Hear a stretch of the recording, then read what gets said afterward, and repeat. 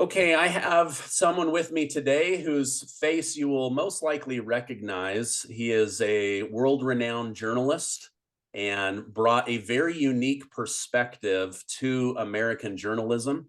And I'm excited to have him on to discuss some topics that I believe deserve more attention than the American people are giving. And so, John Stossel, thank you so much for coming on the show today.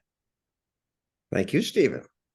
So, what was your career in journalism? I know it was for at least a couple of decades. Give us just a little bit of background on yourself. I graduated college not knowing what I wanted to do with myself, so I just went to every job interview I could and stumbled into a job in a newsroom in Portland, Oregon, because I was going to work in the circulation department of Seattle Magazine, which folded before I got there. So they said, well, you want to try our TV newsroom? And I'd never even watched TV news. I'd never taken a journalism course. And I just learned through fear because I didn't want to fail. And I think that helped me because rather than being rote and doing what somebody learned at the journalism school, I tried to figure out what was interesting and what was important on my own, and people liked that. Yeah, great. Then I was a consumer reporter for years because the media at the time really just covered politics, disasters, crime, the weather, but daily consumer life they ignored. So I won 19 Emmys doing that and got invited to New York by a local CBS station and then hired by ABC 2020. And I gradually saw that the government solutions that consumer reporters always called for, we have to regulate this, didn't work. And the cheaters got around it. The regulations cost good people money, and the immigrant or the person who was not well educated couldn't even understand the rules and had to go underground. And I kept reading more. I discovered Reason magazine and became a libertarian, and been doing that ever since. I release a libertarian video every Tuesday from Stossel TV. And it's really the same thing I've been doing for years, except I no longer win journalism awards for my peers because they don't like libertarians. Yeah, I can relate to that, being one myself. Let's jump into a topic. I've spoken with many journalists. I've also seen this in interviews on the internet, saying that they quit the mainstream media because they were sick and tired of pumping COVID information that over time they felt was a lie, and that their industry was being used to scare the American people into government compliance. As an expert journalist, how do you feel that the media handled COVID? And was your industry, in fact, used as a weapon to scare people into compliance? Yes, it's what government does with the media. And I don't know that many people who quit over it, or anybody, but scares sell on the media. When Trump said the media is the enemy, I think he had a point, though I don't know if it was the same point. But we make old people fearful about going outside. I mean, the more people consume media, the more fearful they are. But in general, life keeps getting better. And with current exceptions, people keep living longer, better lives. But of course, no one's gossiping by the back fence about who's faithful to their spouse. It's the cheating that's interesting and makes news. And it's pretty amazing that all these planes take off every day, inches from each other, and they don't crash. But it's the crash that's news. So we're easy to be used by a government that says, if you don't do this, you're going to be killing people. Yeah, yeah.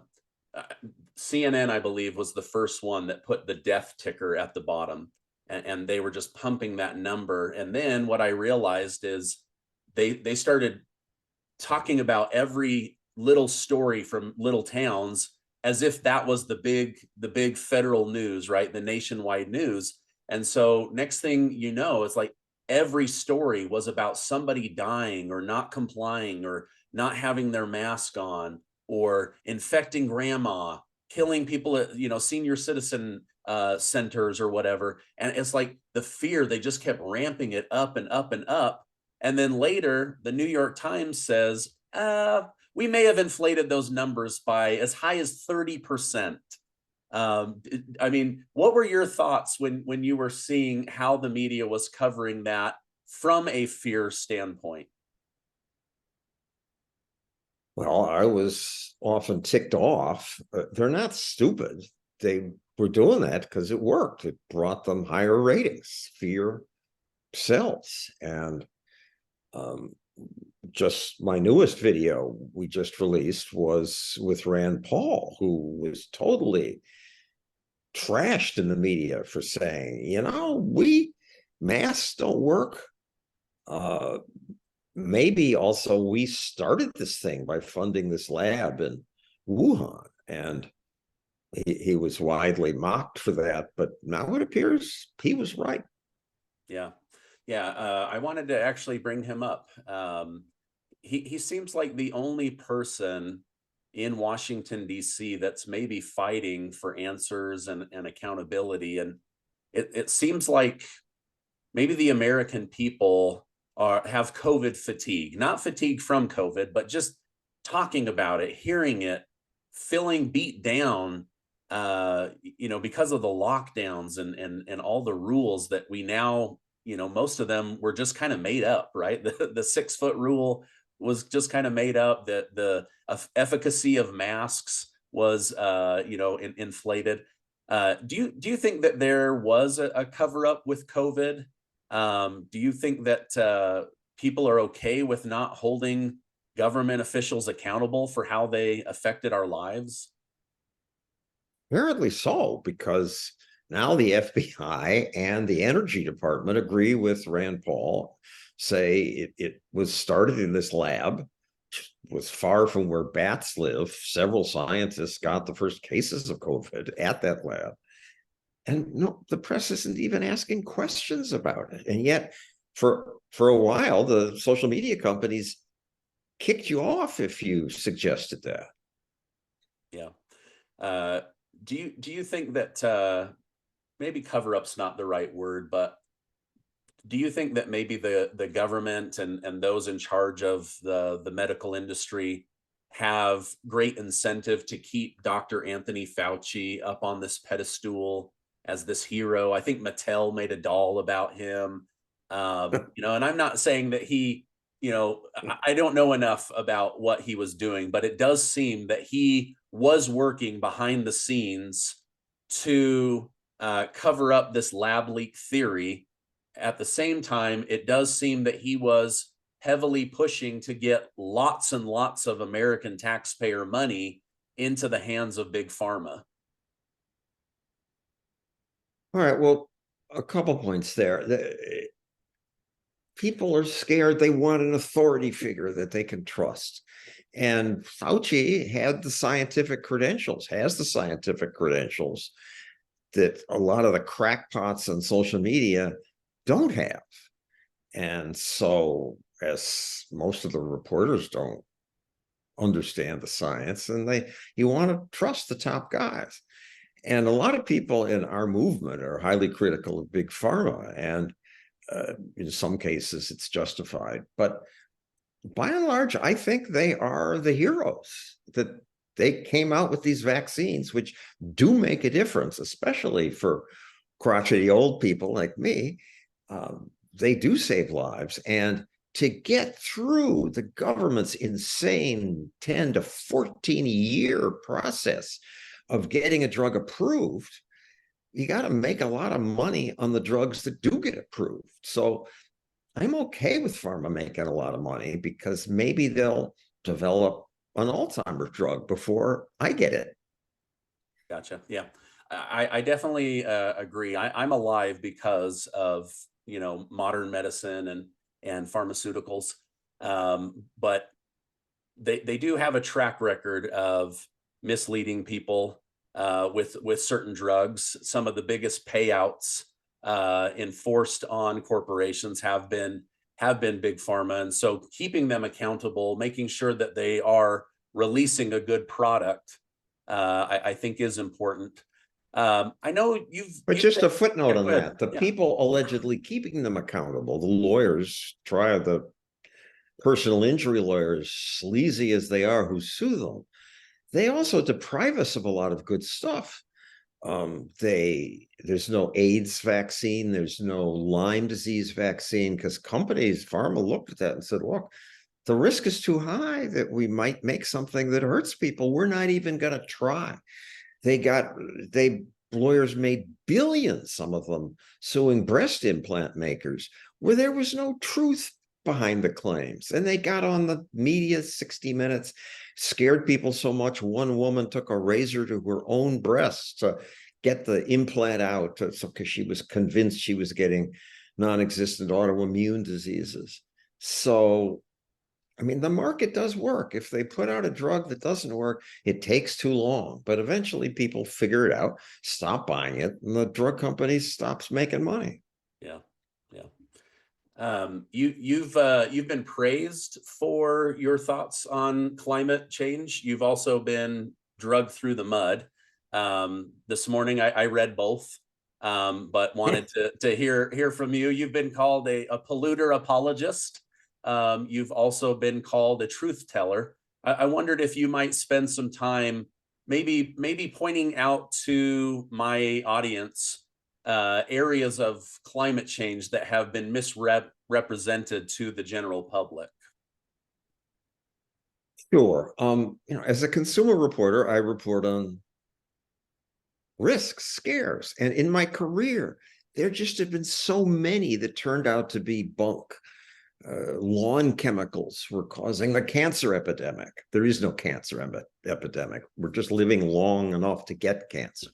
Cyclamates, nitrites, red dye #2, saccharin, NutraSweet, hair dye, flesh-eating bacteria, the killer bees were going to come up from Mexico and get us. Scare after scare has just proven to be nonsense. And I started to ignore most of these claims. But a couple of them I was wrong about for ignoring. One was COVID, which turned out to be real.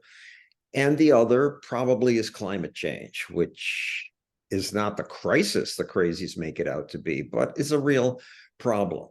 And I think when you look at it, you need to look at four things.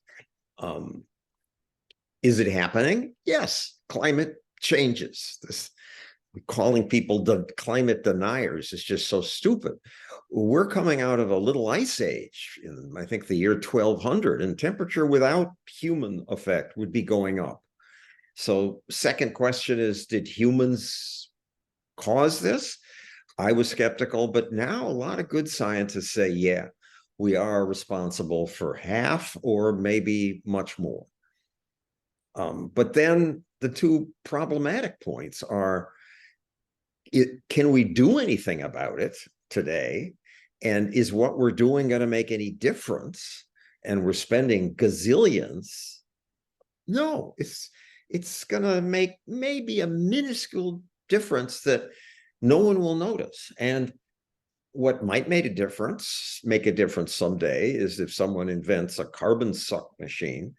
But we want to have a thriving, rich economy at that time so we can afford to fund that. And subsidizing electric cars and windmills at great expense and giving Al Gore's friends billions of dollars isn't going to help. Yeah. I have a friend that works in the automaker industry. He's been following the strike, but he had mentioned to me that Ford specifically was all geared up over the last 2 years to become basically 100% electric. And now they're realizing, wait a minute, these batteries, the amount of effort, how long they last, the duration, we may need to start investing time and money and research into other forms other than fossil fuels and even electric that can take us into a cleaner future, whether that's hydrogen or something like that. But Ford has basically said, hey, we're not going to go fully electric anymore. We're going to we're going to do our research and go down some other paths. Yeah, we released a two-part video called The Myths About Electric Cars. And you see where lithium is mined. They're using child labor in Africa, and it's horrible. And the electric cars are cool.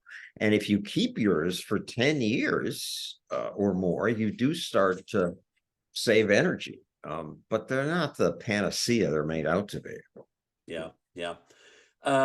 Speaking of electric cars, Elon Musk, who now owns Twitter or X, said the American people have no idea to what extent Twitter was being used as a weapon or an additional arm of the federal government to suppress American citizens' speech.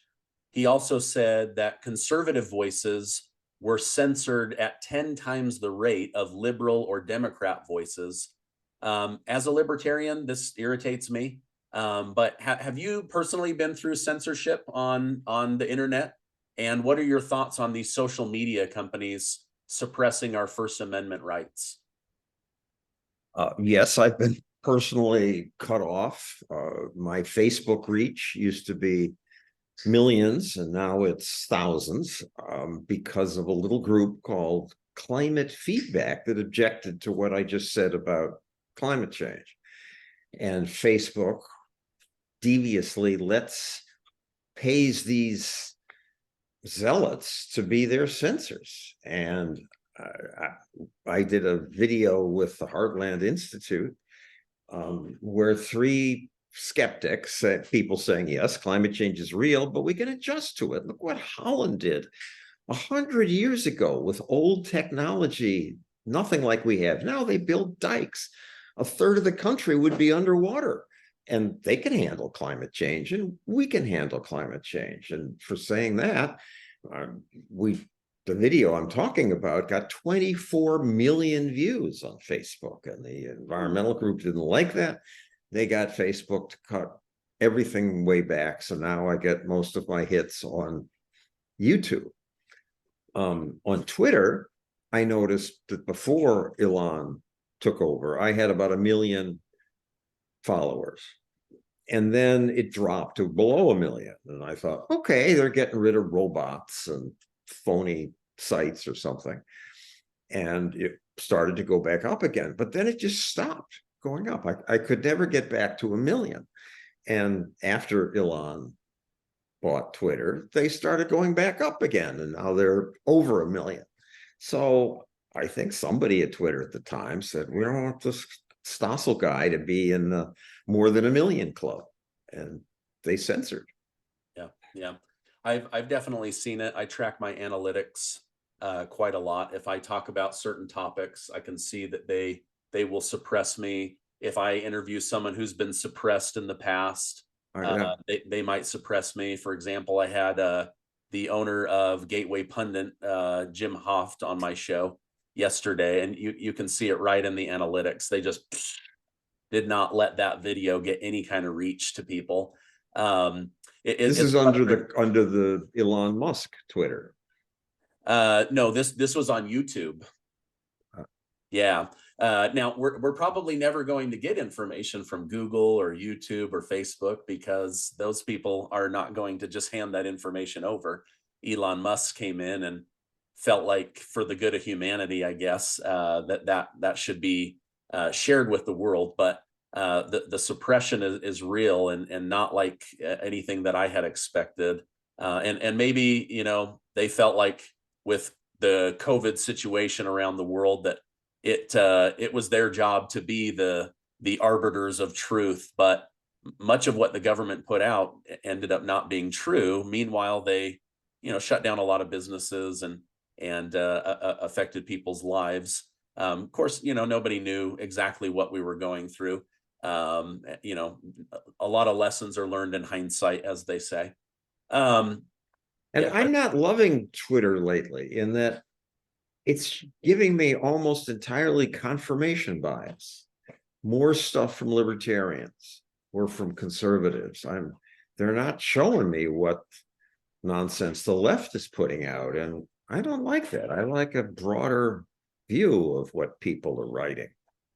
Yeah, I agree. So sometimes I think we do get stuck in an echo chamber where we're just being told we're getting, like you say, confirmation bias, where it's like, hey, I think this same thing, but this is how somebody explained it to me.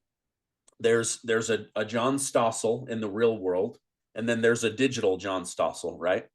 And these trillion-dollar computers with their algorithms, and that now with AI, they basically understand what John Stossel on the internet wants to see.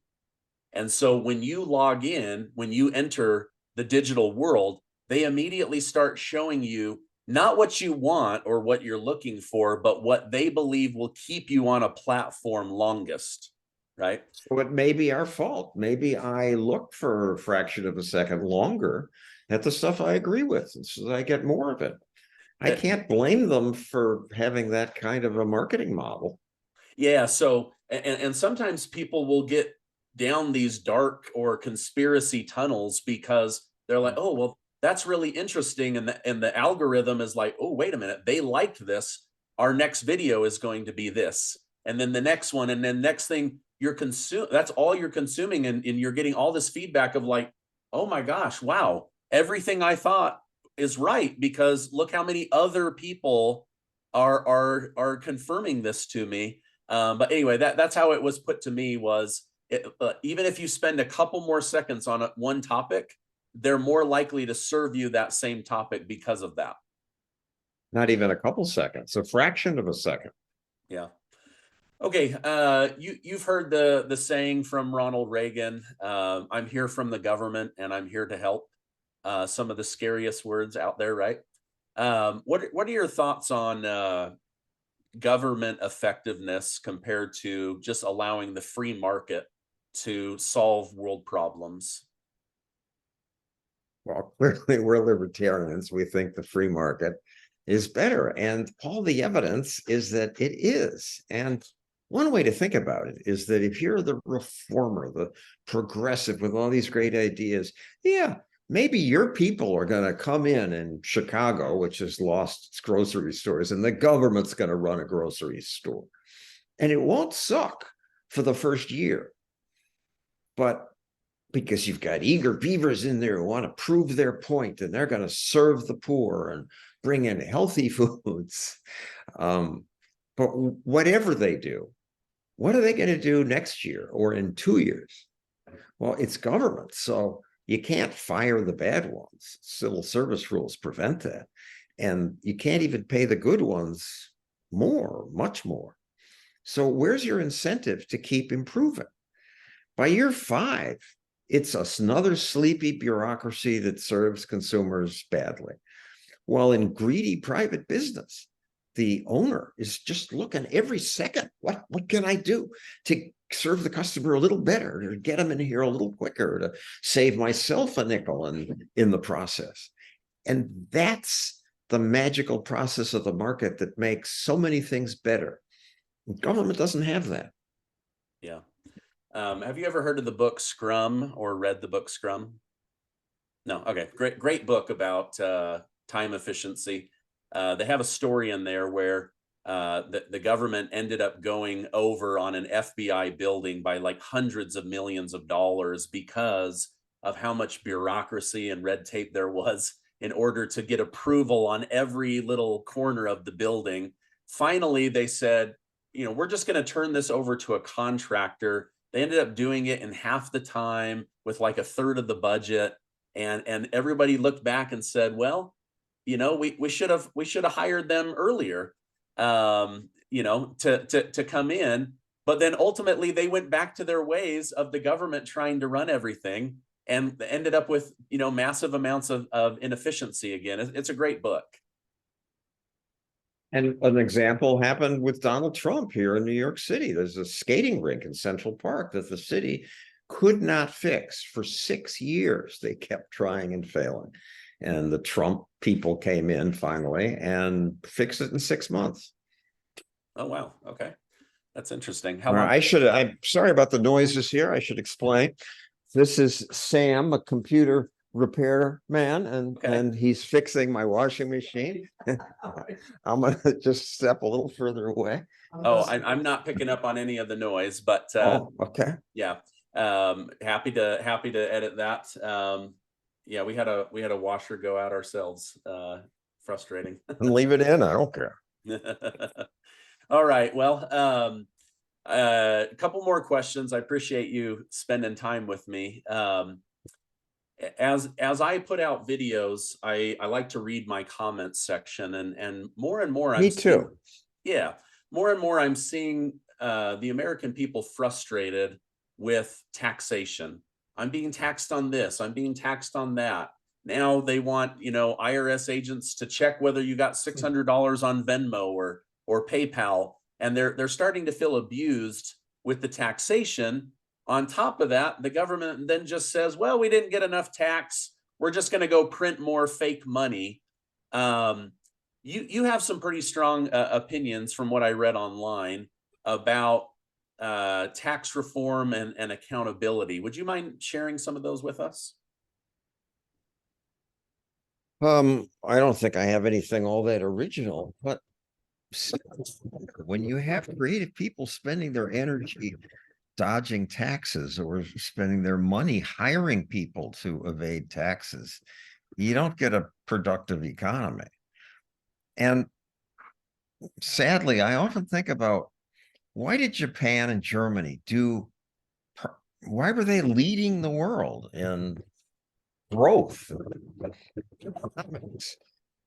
the 50s, 60s?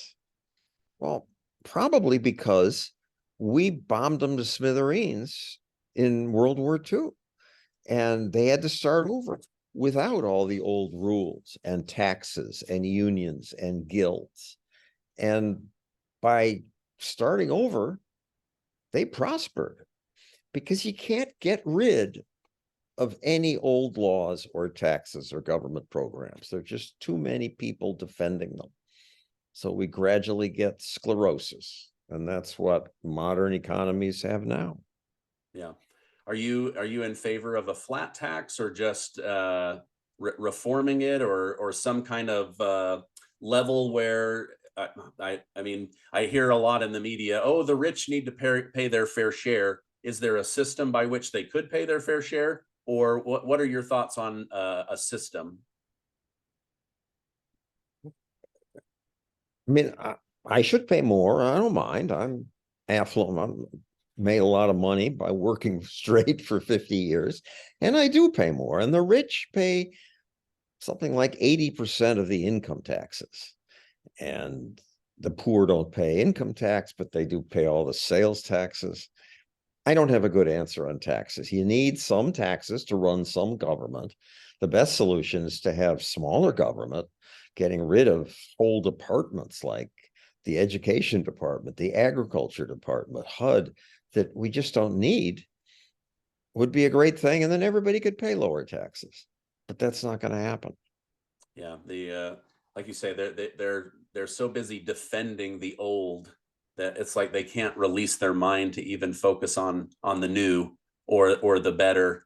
Not that we want to be bombed. That was a horrible blight on human history. But um, if there was a You know way to what? start over, One related point about that is that I'm screwing you. We old people are collecting so much more in Medicare and Social Security, then you're not going to have much of a future because of it. Even people like me who could pay for my own. And now that I'm on Medicare, I go to the doctor. Nobody even discusses prices. Go get an MRI. Okay, you get it. And I get a statement from Medicare a month, 2 months later, that this $2,000 MRI cost me $28 or something. There's no market mechanism to reduce prices in medicine. And my generation says, oh, I paid in every year. They took money out of my paycheck to pay for Social Security. Well, that's true. But now we're living so much longer that we get back triple what we paid in. And that's just not fair. yeah, I've spoken to a lot of people. I'm 41, my age and younger, And most of them believe that they're paying into a system that they will never benefit from. And I did a little bit of research where, 50 years ago, there were over 30 people working for every one person retired. And now there's only like 3 people working for every person retired. And those people are living 20 years longer. And so this system that FDR set up as a safety net, it's quickly losing its bottom. I mean, they've admitted we're going to run out of money. You'll probably only get about 70 to 75 cents on the dollar of what we were giving, simply because there is no haggling over the price. It's just, oh, pay whatever, right? They need to read the book Scrum on keeping markets efficient and things like that. But yeah, people my age, I pay a tremendous amount in self-employment tax, and also into Social Security. And I have no confidence that any of it will be there for me. I agree, but I doubt that they're going to cut cut it down to 70% or something, because at that time you'll be an old person and old people vote. I think they'll just print more money and we'll have the country destroyed by massive inflation. Yeah, so maybe when they put that on the Social Security statements, it's a scare tactic to the current living, baby boomers. But yeah, you're probably right. We're millennials. I'm a leading millennial, so I'm an older millennial. But like you say, we are a giant block of voting power, and the answer will most likely be just print more money. That seems to be the answer for just about everything. Well, I wanted to ask you one last question. My father-in-law, who's a big fan of yours, he was actually shocked that you were willing to speak with me. But he said that you had a story from your past about a way that you had healed your back, and asked me to have you share briefly what that was and how people could learn more about that. Because when he read it, he said it was life changing. It was life changing for me. I used to take meetings on my back because I was always waking up with back pain. And there's this guy, Dr. Sarno, Sarno, and you can Google the story if you want. John Stossel, 2020, Sarno. But he said, how come everybody got back pain when ulcers got cured? And this is a psychological illness. You're looking to distract yourself from your anger or your other issues in your life.